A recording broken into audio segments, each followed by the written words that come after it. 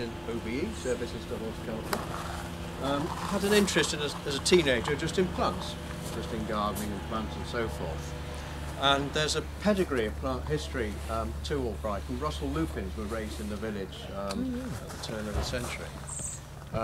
And just as a hobby gardener, he decided he'd start trying to cross a few plants, perennials and alpines, and failed miserably initially. But he was very forward-thinking. What he perceived was that the modern rose breeders of the day were coming up with hybrid teas and floribundas, a new generation of them, which had got a much better colour range and improved disease resistance, but along the way they lost scent above all and elegance of form and habit.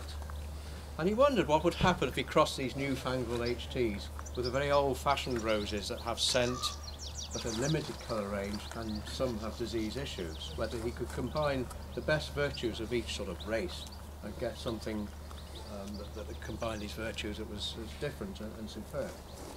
And literally, in the back garden, he set about doing these crosses, and he sowed a few seedlings in his patch, and he had a few years where actually nothing happened of any note.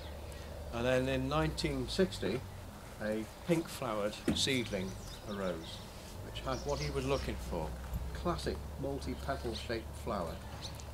It had scent, it didn't repeat, and it seemed very healthy, but he thought he was on the right lines.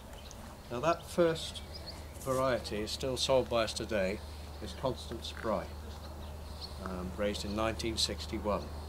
And I've got a photograph, if I do a slideshow, of a hedge of Constant Spry that is 300 metres long in Pixar Studios in America.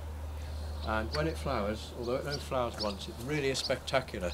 And the Americans, being the way they are, have done a survey and reckon that productivity goes up 18% in Pixar Studios when the rose flowers.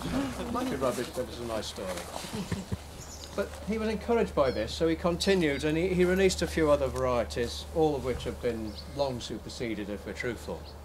Until in the early 80s, he came up with another pink-flowered seedling, which was compact, well-scented, bushy, healthy, and a yellow one with similar attributes, a bit more vigorous.